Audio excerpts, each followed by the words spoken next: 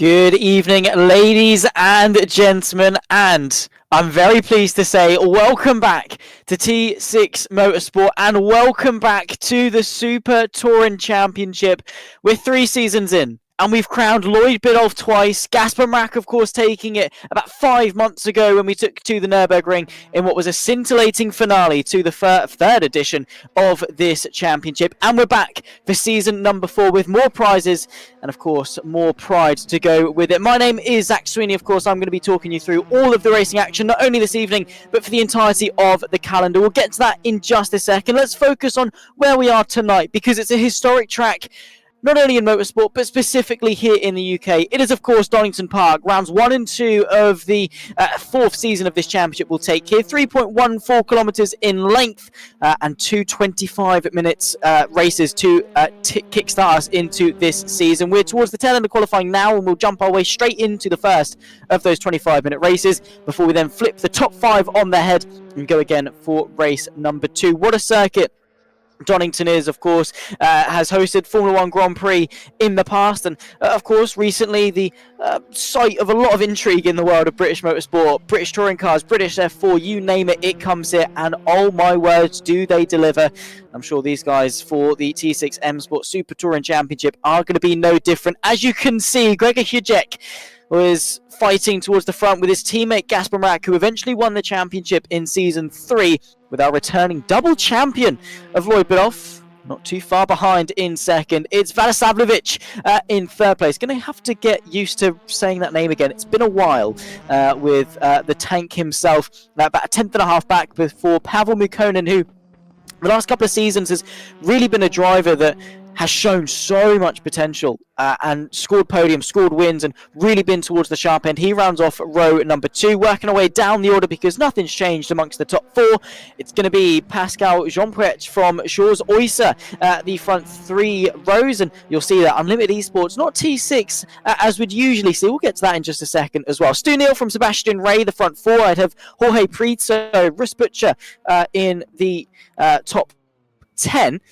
With, of course, then behind that a number of others that are going to be taking their way to the grid. It's going to be Brian Kabaya from Onion Oplicic, Emmanuel Bibloni from Piotrek Blaszczak. Then comes Vonmir Burek, Rodrigo Portugal, the Portuguese driver, rounds off at row number 8. Nikita Gror from JC Gramano, the top 18 drivers. We're making our way into warm-up as things stand, and then the drivers will make their way to the grid for what is then going to be, as I say, 25 minutes of racing action. Hope everyone, of course, is feeling good. Can see a couple of ex-drivers and familiar names in the YouTube chat. Of course, make sure to like, subscribe, turn the bell on for notifications to stay up to date with all things T6 Msport. A lot of exciting prospects to come, of course, part and part thanks to our amazing sponsors at Stu Addresses Garage, who have been sponsoring us for a number of seasons, and Garage DuPont as well, both of them based in Switzerland. And if you're interested, their links and information will be found in the YouTube description. But it's not just them as well. Your guys' support, the community support as well, is so vital to the continued success of this community. During the breaks and at certain points you will see a QR code. If you scan that, it's going to take you to the Etsy store where you can find yourself with some fantastic merchandise, some t-shirts, caps, flags, mugs, all sorts of different little merchandise that you can sink your teeth in. So go ahead, on the run up to Christmas, maybe you might be fancying a nice top or something to add to your sim racing collection. Definitely have a look at it, treat yourself, and of course the support goes a long way in making sure T6 can bring some brilliant action, because like I say, I mean, in terms of the excitement that we've got, we've got the T6 team, obviously was Trip 6, now T6, and now we've gone through another name change, and it's Unlimited Esports, which you might be recognising as a British touring car team. And Unlimited Motorsport, they've partnered with us, and we run their, well, I say we, it's not me, I just talk about the race cars. T6 as a contingent run their official esports outfit as well. So as you can see, our double champion of Lloyd Biddulph, who we didn't see in Season 3 of the Super Touring Championship, is out there fielding the colours and is our Audi RS3. So, just going to catch up with YouTube chat. Obviously, a lot of excitement, a lot of tension, a lot of anticipation coming into this. And Gasper Mack, our Season 3 champion, not taking part this season, but definitely here to sort of will on his friend and teammate that is Gregor Hujek, maybe towards an inaugural and his maiden Championship as well. Support for Lloyd Biddulph as well, who typically has a lot of support as well. It was quite unusual not having the vast amount of support for Lloyd Biddulph in YouTube chat as we would sort of become accustomed to over seasons 1 and season 2. Of course, a lot of support from his father, Lloyd Biddulph, and his family in general, so it will be nice to see him make his return, especially considering he's starting this race on the front row. As you can see, it's not a wave of Cupras as we saw in season 3. We have got quite a diverse field. The balance of performance has been adjusted for this season, and we have got quite a lot of different chassis, different makes, and hopefully that's going to make for some pretty intriguing racing over our numerous week calendar. In specifics, we're going to run through the calendar now. Of course, we're here at Donington today. We go to Brno before the Lausitz Ring for round 3. Then we take another trip to Czech with Autodrom Most, then to Bitterberg, Laguna Seca, Assen, and then the Red Bull Ring to round off on the 8th of December. On that run up to Christmas. £200 cash for first place, by the way. 125 for second. Third place gets himself £75 cash. And speaking of the beautiful merch that we've got, you attend all races, you get your name thrown into a hat, and you get yourself two people get themselves a T6 t-shirt as well. Home, of course, homed at our Etsy store. So go check it out. Links will be there. But let's focus on the racing, because another season is about to begin. History potentially to be made. Could we crown a new champion, or is Lloyd Biddulph going to fire back and claim his third? 25 minutes back on the clock. We're here at Donington. Gregor Kujek from two-time champion Lloyd Biddulph on the front row as we anticipate the lights to go out to send us on our way to go racing. Let's go here at Donington. Vlada trying to emerge his way from the second row, but not a great start, it must be said. Gregor Kujek and Lloyd Biddulph get themselves away well. They settle into single file as we run away towards Redgate Corner. It is going to be the Hyundai Elantra of Kujek that leads through turn number 1 with Biddulph, then Vlada Pavel Mukonin completing the top forwards. Absolute turmoil in the background with the Argentinian of Biblioni making up upper place into 13th. Then you've got Russ Butcher up ahead of the Spaniard into 9th as we run our way through the Craner curves and then into the old hairpin. It's Gregor Kujek, but look at that run from Lloyd Biddulph. 11 thousandths of a second separated them in qualifying, and look at the gap now as they run their way up towards Coppis and McLean's. Look to the inside, maybe not quite there from the number 15 as Lloyd Biddulph is just trying to test the waters. Been a while since he's been on the Super Touring grid. Might have been a while, or even the first time he's racing against Gregor Kujek, and you need to eye out your prey before you mount an attack. Of course, we're on the national layout, so instead of going through the left then the right of the Fogarty S's, we go right then left back onto the main straight. So it's a slightly shorter lap, slightly shorter variant of Donington, and look at the commitment through the final couple of corners for Lloyd Biddulph, taking a whole heap of entry speed and trying to carry that through to complete the first lap. It's Kujek from Biddulph, then Vlada and Mukonin, Jean Priet from Shaw's so the top 6 not really changed, or in fact completely unchanged for the entirety of the first lap. There you can see the Unlimited Esports driver of Shaw's Oyster, who eventually I will at some point maybe just get close to saying his name right. All the way back in season 1 till now, still haven't got it, but it's fine. There you can see on the left of the timing tower, by the way, the diversity of what we've got.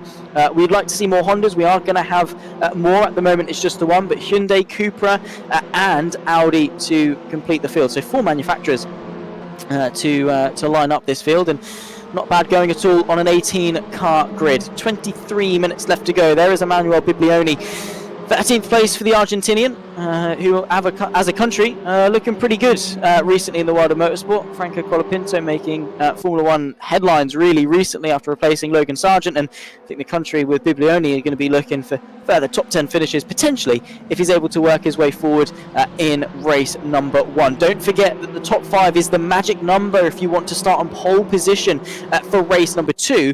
That right now is what Shaw's Oyster and Stu Neal and Russ Butcher are all tantalisingly close to doing. Pavel Mukonin, not exactly safe either. You want to maximise points even from the get-go. No drop scores. So while yes, it is still early doors in the season, and you want to bed your way into it. It's been almost 6 months since we last took to a Super Touring Championship. You can't get complacent, and you can't sort of sit on the back foot and be comfortable and say, oh, it's fine, I'll do it at a later point in the season.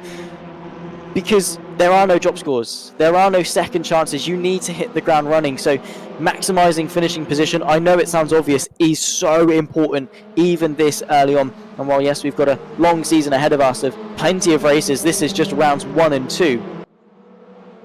But it's when we get to the later rounds of the season, when we get to the likes of Aston and the Red Bull Ring for the final 4 races, that we sort of look back and go, I could have picked up a couple more points at Donington. And then you start kicking yourself that you didn't go for that move. So don't hate yourself looking back in the past. Love yourself in the present. With 21 minutes and a half left to go, still the top 2 and continuing to bridge the gap actually back to Vadisavljevic, who typically we see in the Volkswagen Golf, but well, particularly for the first 2 seasons at the very least. Can't remember what he was in for season 3. I think it was the Cupra. Staying in the Cupra for season 4 though, clearly taking a liking to it. And once again, all aboard the Vadisavljevic Express with the train that he's got forming behind him. But wise stuff, it must be said, from Lloyd Biddulph, at the very least early on, right? Because he's got 20 minutes to fight with you, Jack. Probably, if he really wanted to, he could go for a move now. I mean, he's nose to tail with him. If he wanted to get a little bit of a bit of argy-bargy, he's well within his right to do that. But what does he gain? Because Hujek's going to then be right behind him.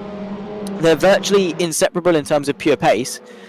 They're just going to jostle for the next 20 minutes and allow Vadisavljevic to and Mikonin, Jean-Pierre and Oyster to reel themselves back into contention. That's the last thing they want. They want to keep it a 1v1 for as long as possible. So expect maybe a sort of a stalemate at the front, a plateau at the front, as we sort of sink our teeth into this 4-way fight for what is 3rd place. Pavel Mikonin giving Vadisavljevic a little bit of a bump through the final couple of corners, trying to both attack and defend behind. He doesn't want to lose ground in this train, and he's in a very sticky situation because it's very easy to tumble his way all the way down, because he's got a lot of hungry drivers behind him that would love to have his place right at the front of it.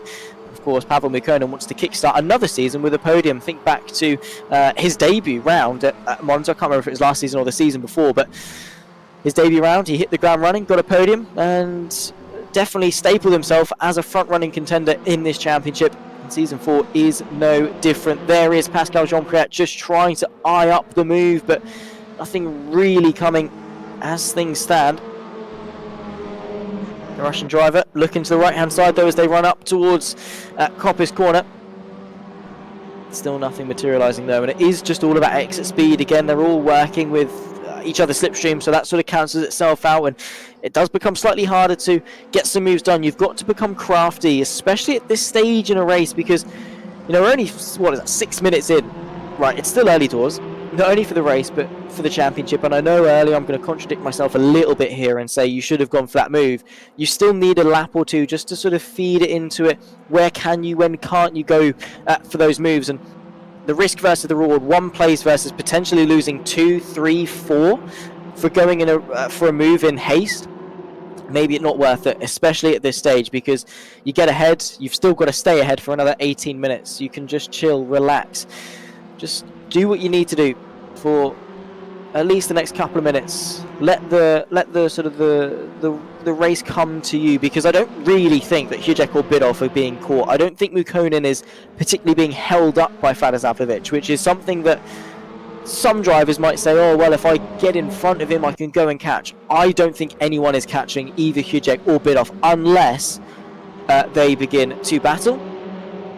Just a quick reminder, of course, everyone watching along, make sure you commenting along in the YouTube chat. Let us know thoughts, feelings, queries, questions ahead of season number 4. Who are you rooting for at home? What's your favourite car? What's potentially your favourite round that we're going to take to for season number 4? Have you already got yourself some T6 merch over on the Etsy store? And of course, make sure to subscribe and stay up to date with all things, because we've got stuff here not only on Racestream but also in the world of R-Factor 2. If that sounds like something you want to get involved in, find yourself a Discord link and get yourself involved as well. Another lap in the books, just over 70 seconds per lap, so we're flicking them through nice and fast. Sebastian Ray in 8th place, he's got Russ Butcher for company in 9th, and they're not too far away from fighting for a healthy chunk more position. That's going to be 5 cars ahead of them, so they could battle for 8th, and you can definitely tell that Butcher seems to fancy it. A slightly cleaner line through the old hairpin. Momentarily gave him a look at a move. Not really too much that you can look into with that one, but momentarily. And like I say, they could fight for 8th. Is that in their best interest when they can see 5 cars right in front of them? Probably not. Pascal Jean-Pierre, look at how close he's getting to the back of Shaw's Oyster. Virtually nothing between the pair of them as they exit their way out of Copper's corner onto this back straight towards the final couple of corners, and he got perilously close to the rear end, did Shaw's Oyster. And once again into the chicane, closing the gap. The Constantina effect, that's a little bit wide from Vadisavljevic. Maybe Pavel Mukonen's going to munch that up and try and go for a move. He is. Look to the right hand side as we head into Redgate corner. It does widen up going in. You can send the move to the inside. What can Vadisavljevic do? He's going to send the move to the outside as well, and look at the agility from Vadisavljevic to stay ahead and keep himself in that podium place. Pavel Mukonen tried, but Vadisavljevic was able to thwart the attack as they once again run their way down the crane of curves, and more so the bottom 3 in this train reel themselves back into contention with a momentary breakaway for the top 2 of Vadisavljevic and Mukonen. Both of them have come to battle before, and every time it's pretty much been with respect, and it takes 2 to tango. Maybe in this case it's going to take 5 to go for a slightly awkward tango, but hopefully clean nonetheless. Up the hill towards Coppice, you've just got to chuck the car in early. Front wheel drive cars naturally are more sort of leaning towards understeer, and that's one of those corners where you are going to feel it, so you've got to be careful with how much throttle you apply, because you're trying to steer, then apply a forwards vector to the car. It's just going to wash it out wide. So throttle control, very important. Even though you're not going to get a snap of oversteer, just as important as a rear wheel drive counterpart would be. There you can see Vadisavljevic forced to go defensive. Pavel Mukonen this time looks to the outside. It worked for Vadisavljevic this time last lap. Is it going to work for Pavel Mukonen? Slight bit of ding-dong between the pair of them, and Vadisavljevic is able to etch his way ahead once more and stay ahead of Pavel Mukonen, who's now looking in his mirrors, trying to not only attack Vadisavljevic but also keep Shaw's Oyster at bay. Stu Neal and Sebastian Ray, Russ Butcher making up the rear of this train, as well as the top 2 of Hujek and Bidov continue to bridge the gap. Bidov not really making too many advances, if any, on the back end of the front running and potential championship favourite coming into season 4 of Gregor Hujek, for good reason, because these guys not doing themselves any favours and allowing them to just get away and get away. 2 minutes until we reach the halfway point. That'll be at 12.5 minutes, and that's wide from the Flying Dutchman of Shaw's Oyster, who on a number of occasions definitely has been quite literally a Flying Dutchman with his all-black Cupra of last season. I remember at Aragon where that sort of got coined as such. The Flying Dutchman that was Shaw's Oyster went flying up on 2 wheels on the curb. And the racecraft that's being shown from Vadisavljevic, doesn't matter if he's on the inside of T1 or the outside, he knows what to do in order to keep Pavel Mukonen at bay, and this is where the Russian driver is going to have to think on his feet a little bit, try and adapt, try and maybe go for a switcheroo towards Hollywood. And there's no way through even there. It's a very steep decline. Anyone that's been to Donington will know the trip down is easy. Walking back up towards the main paddock, that's the difficult bit that will get you. Very steep stuff.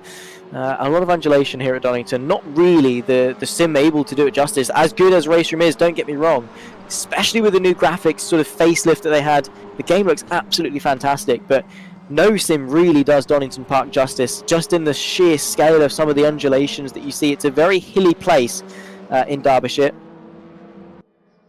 And the first thing I sort of said when I got there was, even Goddard's sort of on the sim, fair enough, you get a little bit of a dip, but there's a big dip in real life, and you can kind of sort of see a downwards gradient, but it just doesn't quite do it justice. So anyone that hasn't been and is able to go to Donington, I definitely recommend it. These are our top 2 though. The Unlimited Esports driver of Lloyd Biddulph looking to kickstart the partnership with the real life BTCC team in terms of the Super Touring Championship campaign, off with a flying start with an inaugural victory for round 1 at Donington. See if he's able to. He's got half the race still to decide, and this is really now where we start to think about whether or not it's a good idea to start going for those moves, because now it starts to sort of seem like, okay, this is worth going for the move as such. Before it was just sort of a case of, well, if I go for it, he might get me back and we could get reeled in from other people. Is it worth it? Now we're in the second half of the race. It's more a case of, I'm thinking about going for that move, especially now they've got nearly 6 seconds back to Vadisavljevic. it's worth doing, maybe at least having a think about, and you don't want to go too early as to, you know, spark a race-long battle that then reels Vadisavljevic back in. So timing is critical. Lloyd Biddulph with his historic battle with Mariusz Zabdir for seasons 1 and 2.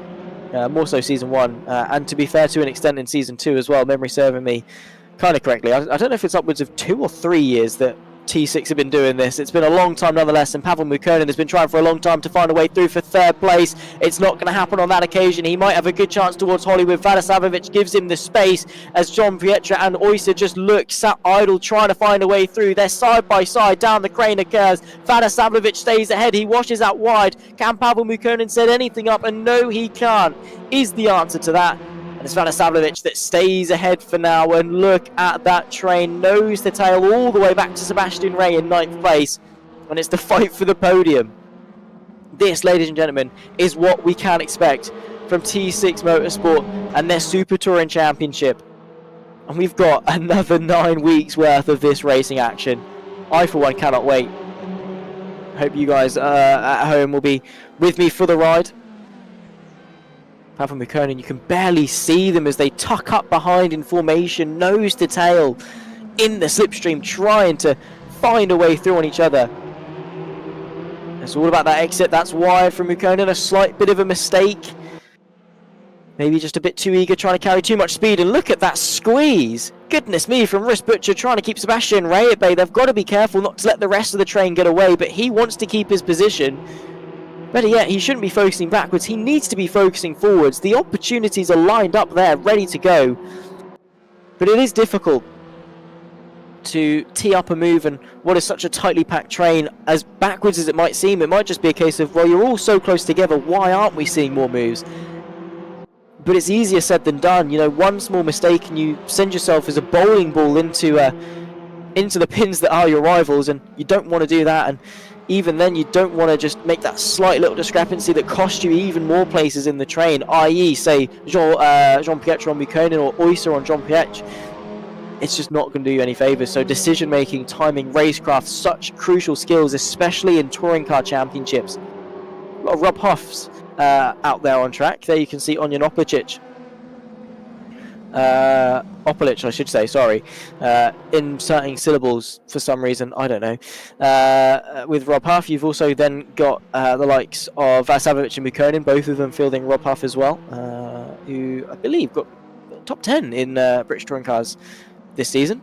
Of course, it was Jake Hill, spoilers by the way, that won the championship ahead of Tom Ingram, but Rob Huff, historic name in British Touring Cars. And by the way, shameless plug, I interviewed both of them, Jake and Rob, at Donny Historic, at this track by the way, Donington Historic, back in May, and I like to think I'm the good luck charm that sent them that way. Basically what I did, the first question I sort of asked Rob Huff was, what's that P18 at Donington all about, mate, for round 1, and how do you sort it out?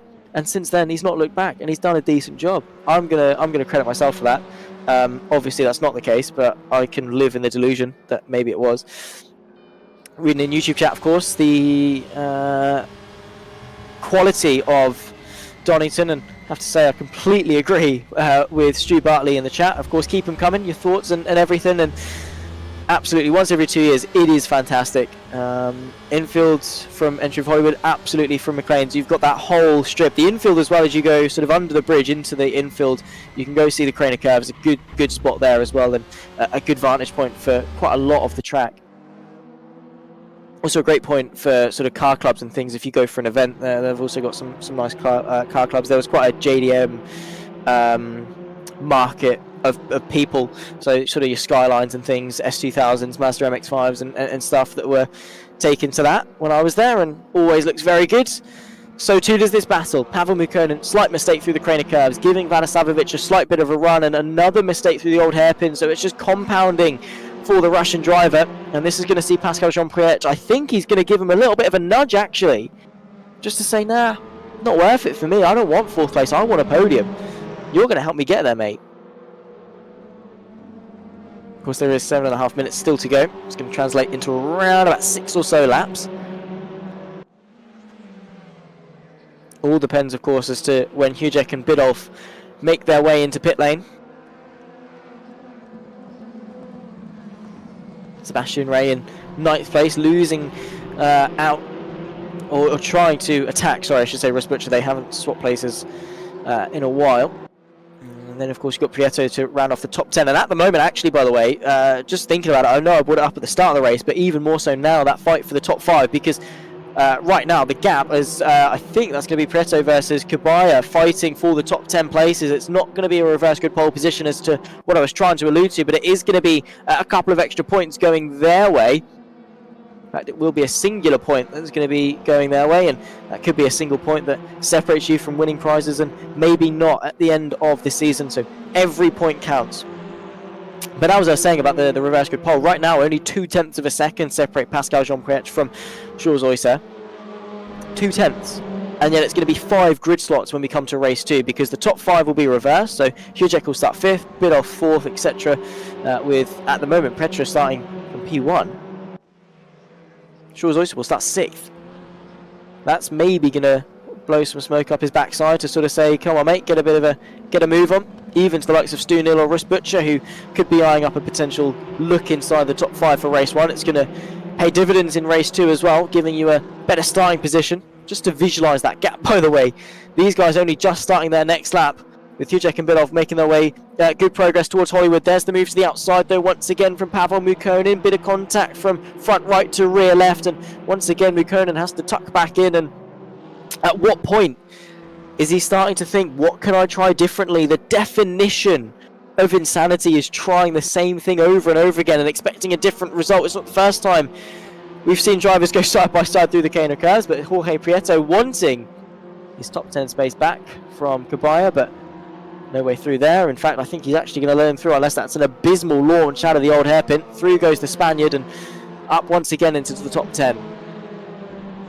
5 minutes left to go and 0.2 separate at the front. It's Hujek from Bidolf, and there's our fight here for the podium still. Mukonin from Valasavovic, and like I was saying, what can he do differently? The move into T1 seems to be the best option, get the run out of these final couple of corners, but just isn't materialising from him. I mean, slow in, fast out, get the power down, try and use that momentum like he is now with the slipstream, but he's just not close enough. And with 4.5 minutes left to go, he's running out of time. They're side by side in the background, by the way. That's Stu Neal versus Rust Butcher. It's going to be Butcher trying to go to the outside, but Neal keeping it firmly inside and trying to go the long way around is the pair of them, all of them in Hyundais, which definitely is not helpful at all. Of course, two slightly different models, and in the background there you can see Sebastian Ray trying to get himself involved. He might well be able to mug the pair of them off into the old hairpin, bit of contact as one of them sent sideways. That's going to be Sebastian Ray that gets a little bit haywards as Rust Butcher now sandwiched between the pair of them. Stu Neal though inherits 7th place, keeps where he was, but the 3 of them now detached from the front 6. Well, I should say the front 4, 4 in that train. I can do maths, I promise. But then the top 2 even further away from that. 3 minutes 46 seconds left to go, and that's wide from Stu Neal. Has he been able to get the power down though is the question. Slight mistake actually from Lloyd Bidoff. The gap now up to a second between the 2 of them. I think that might be Burek now exiting the pit lane. Not entirely sure as to what's happened for him down in 18th place. But now 1.2 with just a couple of laps left to go. The favourite goes the way of Bidoff. And there you can see Stuart's decision for Burek. He got himself a drive-through penalty, which is not ideal. By the way, speaking of that merch link, there it is, QR code. Get your phone out, whip it out, take a scanny thing, take a bit, I don't know, for iPhone you can scan it. I don't know what the Android business is, but scan it, go to the Etsy store, get yourself some amazing T6 merch, because looking at this, how could you not? These guys are the best salesmen at advertising for T6 because they always put on a show.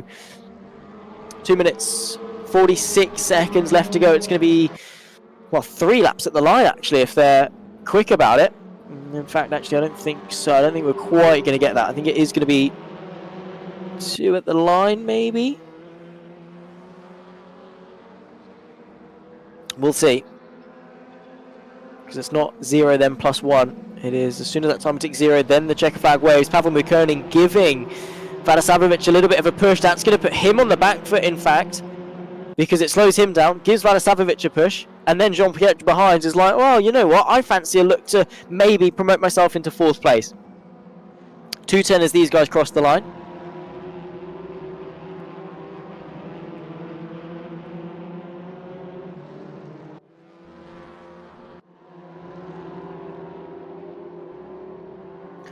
There's Cabaya. Now down in 11th place. The Spaniard of Prieto was, of course, able to re-inherit that top 10 after a nice move out of the old hairpin. I don't actually know if he was let back through by Cabaya,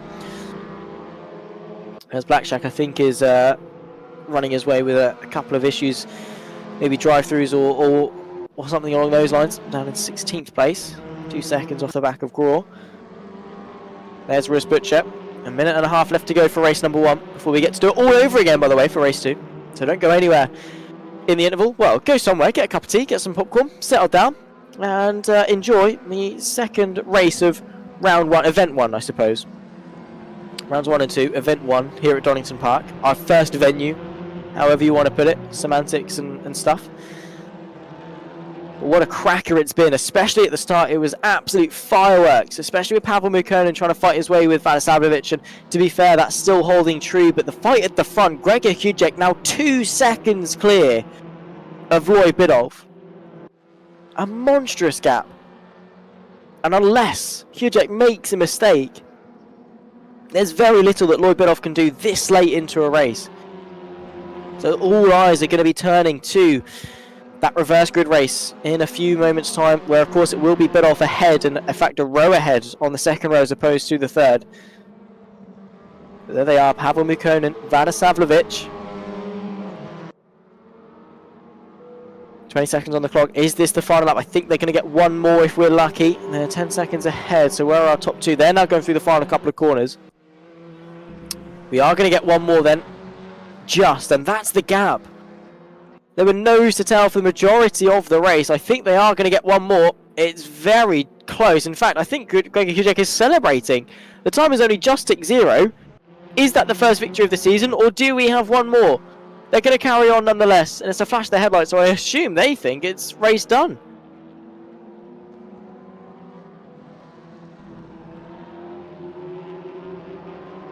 Pressing on nonetheless, so I'm going to assume we've got one more to go, unless it was just a slight distraction maybe from Pavel Mukonin to try and throw off Vadisavljevic. So we'll call it as the last lap. Pavel Mukonin, what has he got in his locker to try and throw something at the driver that's giving him so much trouble for the last 25 minutes of racing? Can he get himself onto the podium at the first time of asking in Season 4, or will Vadisavljevic make a return to the top 3 steps through Coppice at the top of the hill? And there's our main man, Gregor Hudek. His teammate, Gaspar Mrak, won the championship in Season 3. Gregor Hudek puts his best foot forward as we kickstart Season 4. Round 1, race 1 at Donington Park goes the way of Gregor Hudek. 1.5 seconds clear of 2-time champion Lloyd Biddulph, who fought for the best part of the race, but in the end it was not enough. Vadisavljevic completes the podium after a monstrous battle with Pavel Mukonin. Then comes Pascal Jean-Pierre, who will take reverse grid pole position from Jules Oyser. Then it's a battle for the top 10 as Jorge Prieto completes it from Cabaya. I'm just waiting for the last couple of drivers to make their way through. There's Rodrigo Portugal, or Portugal. I'm sure he'll correct me if it's a massive issue. 14th place for him at the moment. But the level of competition that we're seeing thus far this season, I have to say I'm so incredibly impressed. Once again, the standard of field that we get for the T6 Motorsport Super Touring Championship is unrivaled from any other community. I mean, those that watch the main Racing Rank stage and the Racing Rank Championship, you'll know the likes of the Marvin Mackenberg and the Mackenberg duo as such.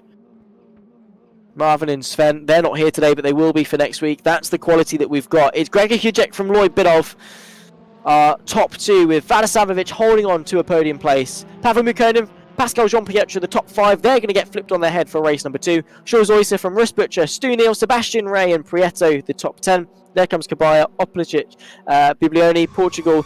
Then comes Graw, Kamano, Burek and Blackjack. Ladies and gentlemen, my name is Sweeney. I'm going to step away for just a moment and we'll be back for race number 2.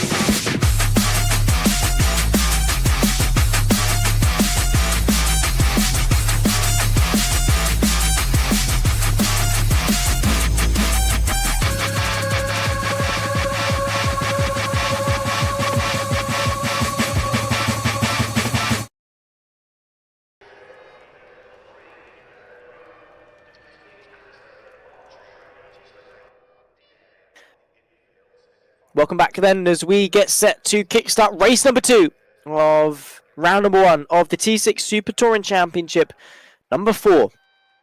Race 1 saw absolute carnage, chaos and intrigue at every step of the way for the last 25 minutes of racing action, and what a way to start the championship. As we anticipate race number 2, we're going to dive straight into the action. 25 more minutes on the clock. It's Jean-Pierre from Mukone in the front row, with Vadisavljevic Bidolf, our race 1 winner of Gregor Hujek, the top 5. They got reversed. Race 2 of round 1. Let's go once again at Donington, and it's a great start from pole position for the Swiss driver of Jean-Pierre as Mukone moves over to cover off, but look at Lloyd Bidolf already making headway, looking to the inside of turn number 1 and trying to find his way through on Vadisavljevic, who holds firm and stays in 3rd place. No movement then from the top 5 as we work our way down the Craner curves towards the old hairpin. Look at that start from Jean-Pierre, able to open up half a second. Looking back from Pavel Mukone now as well, as you see the train, the swarm of cars working their way through Donington Park. Now as we work our way up the hill towards McLean's and Coppice, there you can see PJ making the most of this opportunity he's been given. Slightly overcast for race number 2. Of course, no rain on the way, but slightly lower track temp maybe to assist in the tyre degradation process. Not going to be as easy to overheat them, but Pavel Mukone, after missing out ever so slightly on a podium in race 1, is gunning for the race victory in race number 2. There you can see Gregor Hujek biding his time in race 1. not been able to make up a place, unlike Lloyd Biddulph, who's now through on Vladisavljevic and trying to close in on John Pietra and, of course, Mukkonen. So Hudek needs to maybe get a move on, otherwise he runs the risk of falling victim to those behind, the likes of Shaw's Oyster and Wrist Butcher, who's going to try and send a move on the Flying Dutchman, but not quite the gap materialising for that to happen just yet. The level of competence and competition that we've got in this race is staggering. Like I was saying before the break, I mean, each and every single one of these drivers has their shout on the main stage, and realistically, even if they haven't, they could well be front-running contenders for many different race room ranked events, and no one quite does it like T6 Motorsport, and that is of course why we're the partners of Unlimited Motorsports and their esports team, their contingent. That's why the T6 Esports has been rebranded to represent the real life British Touring Car Championship team. We're also of course partnered with some fantastic sponsors, Udressi's Garage, as well as of course the Garage DuPont, both of them based in Switzerland. Make sure you check them out in the links below. Give them some support for sponsoring what has been a fantastic championship, allowing us to put upwards of 300 Great British pounds on the line in terms of prize money for season number 4. Nice bit of pocket money going into the run up to Christmas for those that celebrate it and the holiday period generally. Now down the hill towards the old hairpin, and Jean Pietra not quite under too much pressure from Mukkonen as they bridge the gap to Biddulph, and I think that might be the priority. Keep him as far away from us as we possibly can. We want nothing to do with Biddulph. We've missed you for the last season, mate, but please just stay away from me. I want to win this race. You're not allowed to. You've won 2 championships. It's my time. But of course, I don't really think Biddulph is going to listen to that, if that's even what they're saying, to be honest. I'm not quite sure what JP or Mukkonen sound like. I can assure you it's not a slightly nasaling teenager from the UK. I've got a little bit of a cog coming on, but I think everyone has in the UK. Let me know. If you've not got one, you probably will have one. It's that time of the year where we start saying, oh, it's doing the rounds again. Because it most definitely is. But nonetheless, the racing action makes it worth it to be here in the commentary booth. 21 minutes left to go, already 4 minutes down. There's a look to the inside in the background. I think that might be Caballero on Prieto. It is the two, or Prieto on Caballero, I should say, the other way round. They're swapping for 10th place. Caballero losing that to the Spaniard, and that's the gap at the front. Mukkonen fell swart? I don't even know what English I'm trying to say there. Fell short to Vladisavljevic in race number 1. Is he going to fall short to a driver like Pascal Jean-Pietra in race 2? It's roles reversed. Of course, it was Mukkonen ahead of JP in race 1. It's now Mukkonen behind JP in race 2 with Vladisavljevic queued up behind Lloyd Biddulph, who not really showing too much pace. To be honest, and I remember back in qualifying, of course, as to how close it was. There was 11 thousandths of a second between the top 2, and I think only 2 tenths covering the entirety of the top 6, or something in that range. Nonetheless, it was very, very close. So I don't actually think that there's too much in terms of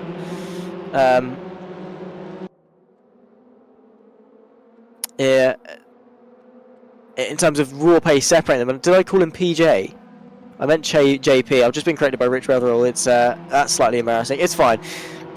It's whatever. It's because his first name's PJP. I'm going to call him PJP instead, because then I can't really get it wrong. Even if I get it backwards, it's still the same. It's a palindrome. Boom. Palindrome acronyms is the way to go. PJP to say that. It's fine. Welcome back to T6 Msport. I missed the Bathurst round because my Wi-Fi decided it didn't want to Wi-Fi. So it's been a good 6 months since I've been here, so it's fine. Teething problems. We'll put it on that. Definitely not a skill issue from me. Vladisavljevic, though, on the back of Lloyd Biddulph into Coppice corner. Let's see if he's able to put defense into offense because of the Dubs tank that he is, based on sort of the last 3 seasons worth of defensive masterclasses from Vladisavljevic. He's also able to flip it on its head and go for some pretty good offensive ones as well. Pavel Mukkonen, though, going for the move maybe on Pascal Jean-Pietra, maybe into turn number 1. He momentarily swapped places on the timing. Is he close enough into turn 1? He's nose to tail, but not opting to go for the move this time around. The pair of them, though, as a contingent, breaching and getting away from Lloyd Biddulph and Vladislav alike, who are all tucked up together. Getting perilously close as well is Mukkonen on the back of PJP. Through the old hairpin, and a slight bit of contact at the wrong point is going to send that car sideways. Thankfully, of course, front-wheel drive cars have got the fortune of a bit of torque steer, i.e. you put the power down and it self-corrects itself. But even then, you don't want to slide because it's quite hard to get that momentum back once you have lost it. Behind the top two, though, is the affair. It's Biddulph from Vladislav from Hujek, our race 1 winner. As things stand, I think Biddulph would be our top scorer. He lost 3 points in race 1, but currently is gaining 4 points. Or sorry, even where is he now? He's 3rd place, so he is going to be gaining 4 points. Yeah, in race 2. So as things stand, he's going to go into event 2. Sorry, when we go to Brno. A point ahead in the championship. Pavel Mukkonen, though, looking to the inside for the race lead. Jean-Pierre kind of saw it coming. He's going to look to go to the outside, but Pavel Mukkonen takes the lead of the race with 17.5 minutes left to go. What can the Swiss driver do in order to retaliate? But Pavel Mukkonen goes through, and he's gunning for his first win of the season after so minusculely missing out on the podium in race 1. He's come back, and he wants vengeance in race 2. The battle is won. The war far from over, though, from Pavel Mukkonen, because the threat of Pascal Jean-Pierre is still there. He's not going anywhere. Lloyd Biddulph in 3rd. Lost, of course, trying to, or should I say, making an upper place from where he started in 4th, just ahead of Gregor Hujek, who's not actually been able to make an overtake thus far this race. Sebastian Ray on the back of Russ Butcher was the affair. That's way too late on the brakes going into the final couple of corners. I say way too late. It was a much later compared to Russ Butcher at the very least. Did seem there was a maybe slight bit of a lock-up, but very committed. Got to respect the effort from the German driver.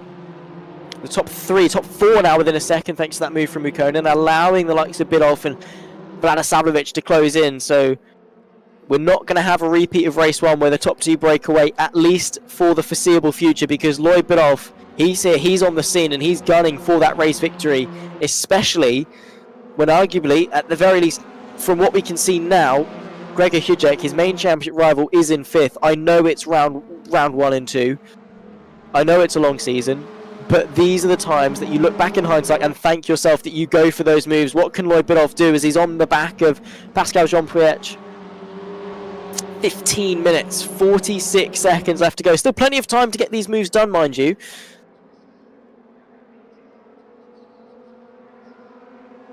Look to the inside, maybe, from the Swiss driver, but nothing materialising just yet. And I think he's actually in a bit of a sticky situation. He's sandwiched between Mukkonen and Biddulph.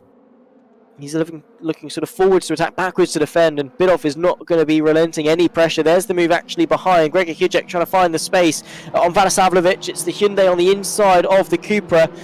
Vladislav loves that move, just pinning his foot and carrying that momentum, but the inside through Hollywood, dab on the brakes for Hujek as they just try and pitch the nose through. It's the outside for the second part of the crane of curves. He's going to get washed out wide. Does he still have the inside for the old hairpin? Then in behind as well. Look at Shaw's also going to try and get the up and under.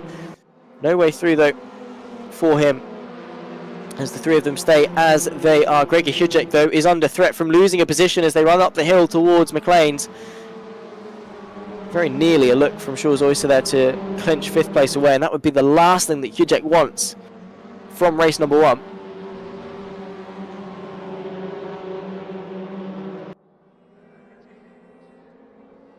The top 3, though, as you can see there, they are Mukkonen, Jean-Pierre from Biddulph, 1, 2, 3. Half a second covering all 3 of them. You can throw a blanket over them quite comfortably. I mean, a well-sized blanket, and not the short ones that you can barely cover yourself with, which are so annoying when it gets cold in the UK, but I digress. In the background, Vladislav versus Gregor Hujek, who's trying to go to the outside, but in doing so opens the door for Shaw's Oyster to maybe have a bit of a look.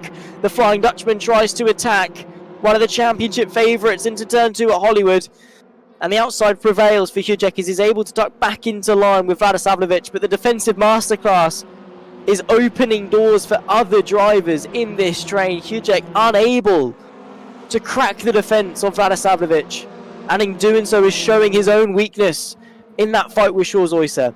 13.5 minutes left to run in race 2. We're approaching half distance already, and it's flown by.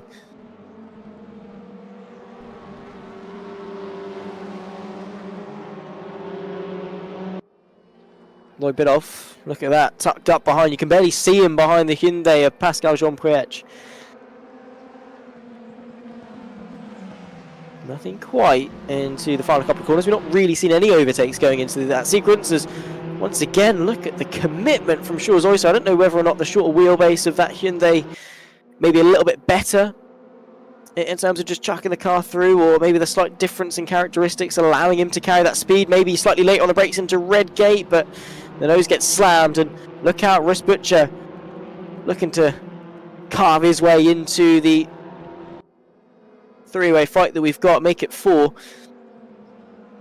as we tick our way ever closer, nearly into the second half of race number 2. And there we go, there's a slight little look actually from, I think that might have been Rus Butcher to try and get himself involved, might have been Schwarz-Oyser trying to find his way through on Hyundai.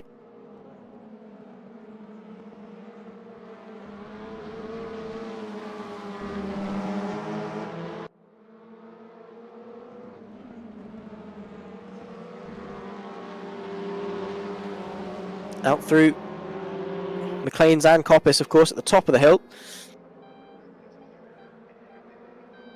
Anything that Bidoff can do? Not really much defending that Jean-Pierre needs to do. A slight little look maybe just to deter it. There's a slight tap there. Again, Schwarz-Oyser very brave on the brakes and has actually forced Rus Butcher to go wide. He was able to find his way through in the end then, and is able to stay ahead, at least for now. No incident points, of course, coming into this to stop drivers getting silly DQs, but they will get looked at. I wonder if that's one of those things that might. Lloyd Bidoff, though, is going to be looking straight on the inside to try and attack Pascal Jean-Priech through the crane of curves, trying to gun his way towards victory. But enough for PJP to stay in second. Three-way fight. I've got to say I'm impressed with the Swiss driver, who's dealing with this pressure really well. So too is Pavel Mukkonen, and it's not an easy thing to lead a race when you've got two drivers as good as the two that are behind him are. It's not easy to do.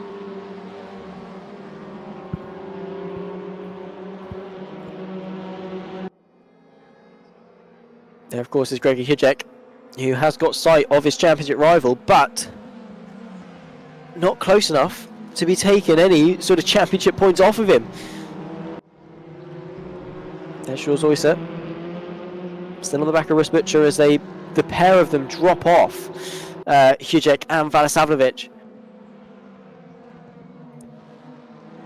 as they go side by side. Actually, it must be said, there's Hijek on the inside trying to carve his way into fourth. Schwarz-Oyser on the inside of Rus Butcher. Will Butcher be able to get the up and under? I think he might, into Hollywood Corner.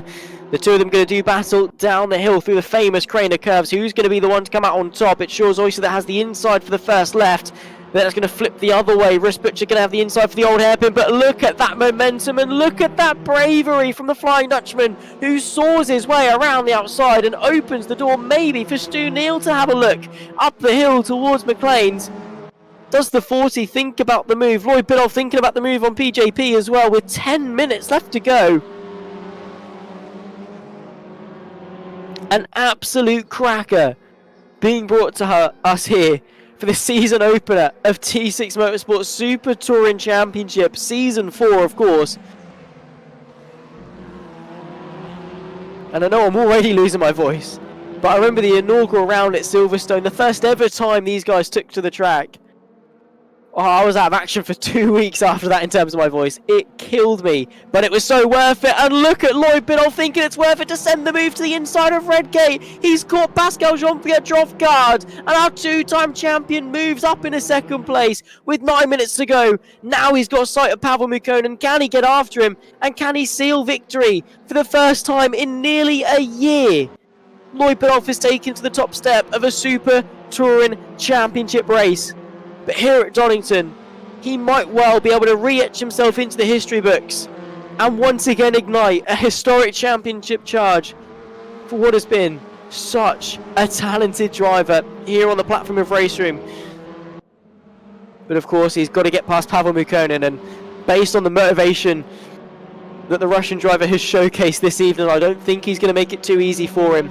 But Bidulph, he's shown his cards, he's shown what he's willing to do, the lengths that he's willing to go in order to clinch positions. That was just for second place. What's he willing to do when the gold trophy is on the line? There they are, 1, 2 and 3. Will Pascal Jean-Pierre maybe fall off a little bit in this train? Or will he be able to stay with them just in case something goes wrong?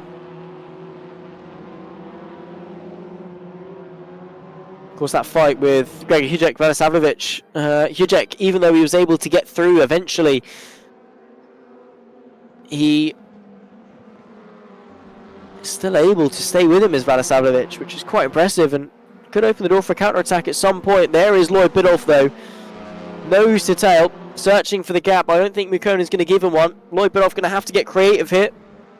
Defensive, parking it nicely in the middle of the track where was Mukkonen. An early turn in into McLean's as well, so the inside never really opens up, and if you try and make it open up, you're very quickly going to find out it wasn't a very wise idea. So Lloyd Bidulph using his experience to back out of that one, but I don't think there's going to be many times where he's going to be willing to play second fiddle to someone else. He did it to Gregor Hujek in race 1. I don't really think he fancies doing it to Pavel Mukkonen in race number 2 either. He wants to leave here with at least one victory to his tally for this season. And think back to actually his first championship win, Lloyd Bidulph, back in season 1. He went on a sort of a drought of no victories, and then he sort of went on to do 4 in a row. I think the Red Bull Ring he was able to do a double victory at when we took to it. And they only won sort of 3 or 4 races the entire season, and they all came at the back end of it for them to then clinch the championship. So that's the thing about Bidulph. I mean, I'm saying right now he's motivated to win, but historically he's been a driver that doesn't really need to. I know season 2 maybe was a slightly different affair, but season 1, the first championship, you know, it was the consistency of Lloyd Bidulph that showcased how good he was. And P2 and P2 to kickstart the season, you know, no one's going to scoff away at that. Apart from maybe Lloyd Bidulph, who wanted to chase a double victory. But 6 minutes left to go. We're 19 of the way through. And Lloyd Bidulph maybe just trying to go for a bit of a mind punt, where you sort of fake the move, psych your opponent out there, looking at their mirror, stressing out, and then they make the mistake. You distract them without actually having to put any pressure on them, but the physical pressure is here, the challengeable pressure. Lloyd Bidulph waiting for the inside to open up, not quite committed enough to go to the inside, instead decides to go to the outside, and it's going to work for him side by side between the pair of them. Pavel Mukkonen gets the power down first, though, as Bidulph drifts out wide, has to settle for second, but the fight is on. Mukkonen, Bidulph, and Pascal Jean-Pierre, let's not forget, is still in the fight. Ladies and gentlemen, for those watching along at home, let me know what you're thinking of this. All 19 of you, make sure you're liking, subscribing, turning the bell to stay up to date with the season as it progresses. And let me know what you're thinking of this. Because if it's not roars of approval, then you need to go to Specsavers. 5 minutes on the clock. We're going to get 3, maybe 4 more laps. Out of Coppice. Slightly tighter line from Lloyd Bidulph. And that could open the door for a send into the S's, but Pavel Mukkonen very cleverly parking it in the middle.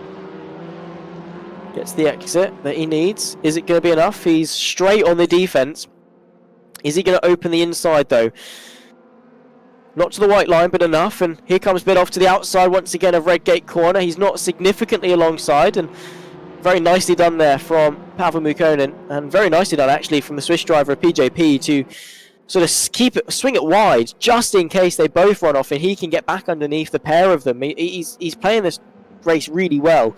He knows he's not quite got the pace to overtake the pair of them, but he can be clever. Look at that run up the hill from the old hairpin though from Lloyd Bidulph. He could open the door going into McLean's and Coppice if he's able to maybe just wedge it open. Not quite, as Pavel Mukkonen tips the car in for the first part of this sequence. The first right then a slight inclination towards the second, puts it in the middle of the road, and clever defending from Pavel Mukkonen, shifting the car left and right and making that Cupra as wide as possible.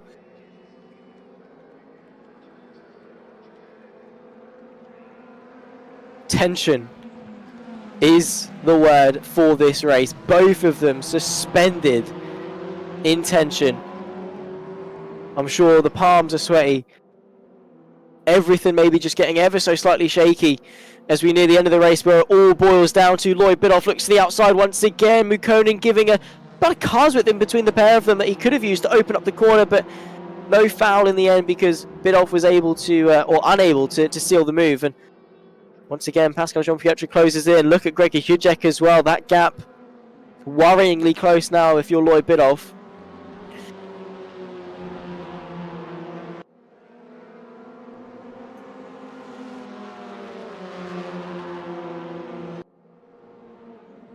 Nothing into McLaren's apart from maybe Jean-Pietro looking to the outside. That's the thing for Biddulph. He has got to be worried because Gregor Hudek is now on the scene. He's firmly on the rear end of the Swiss driver Jean-Pietro.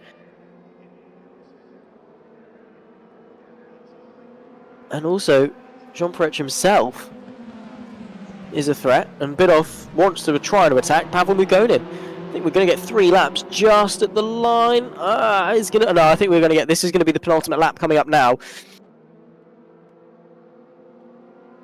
Look to the outside and Mukkonen. Oh, a switch to the inside from Lloyd Biddulph. That was nearly genius, but just a little bit too little too late. That was very wise though. Let Mukkonen drift his way back to the outside and switch to the inside, sell him the dummy. That's something he's going to have to try. It's something that Mukkonen's going to have to be wise to though.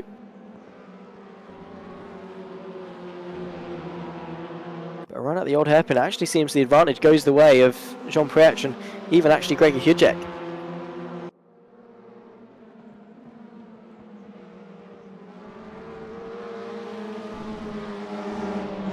Just look at how similar all 4 of them are in terms of their driving style and their pace.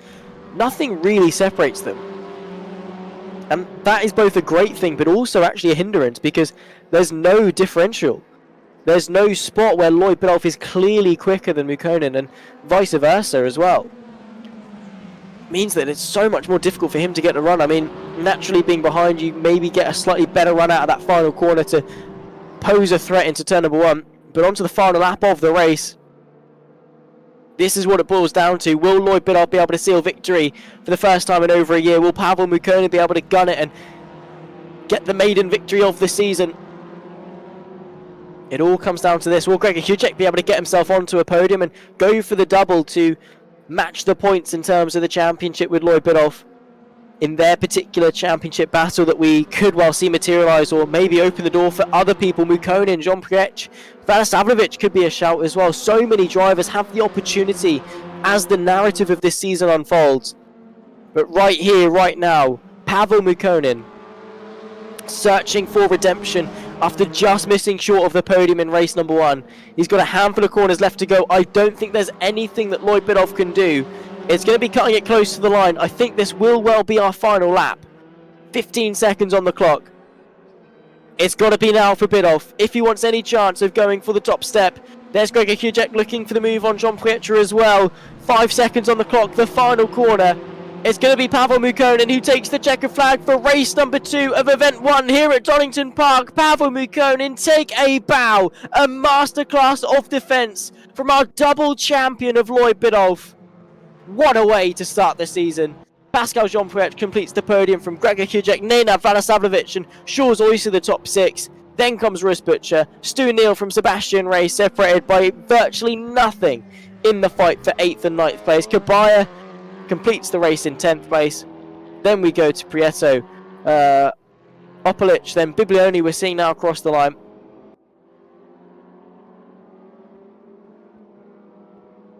Then the Croatian of Burek, the final driver to make his way across the line after a drive-through in race number 1. Unfortunately did cost him ever so slightly. Maybe just not quite on the pace here at Donington, but plenty more opportunity to find his way back into the limelight. as we work our way through the rest of this season. I say, I wish we had a 3-race format. I want more between McKernan and Biddulph. That was amazing. There's the final finishing order. It was Lloyd Biddulph that for the second race in a row gets an extra point for fastest lap. But Pavel Mukkonen takes the second race of the season. Pascal Jean-Priet completes the top 3 with Gregor Hujek there in 4th, salvaging what was a slow start to the race. Actually, in fact, the Swiss driver and Hujek both matched in terms of their best lap as well. 10.995. Fun fact. Valasavich completes the top 5 from Shorzoysen, Neil, Ray, Kabaya, Prieto and Opalic, the top 11. Then comes Biblioni, Burek, Butcher, top 14. Camargo from Portugal, Gore and Blatchak, our 18 driver field. That, of course, took to race 1 and for some race 2 as well. That was a way to start the season, and what a way to kickstart things off for Super Touring Championship, the 4th edition of it, of course. Ladies and gentlemen, that's going to bring an end to this one, but make sure you're staying tuned because in a week's time we head to Brno. Then after that, the Lausitz Ring, Most, Blitzerberg, Laguna Seca, Assen and the Red Bull Ring. But there's our next destination, the historic site that is Brno. Of course, I remember plenty of fantastic battles in the Race Room Rank Championship. I'm sure T6 Motorsport Super Touring Championship is going to be no different. We continue our journey. Event 2, races 3 and 4. My name has been Zach Sweeney. We've had Rich Retherill on the cams, providing all of the fantastic action and making sure we follow each and every single bit of it. Gregor Hujek, Pavel Mukkonen, our first victors of the 4th season. Make sure you've liked, subscribed, turn the bell on to stay up to date, and we'll see you next Sunday. It's goodbye for now.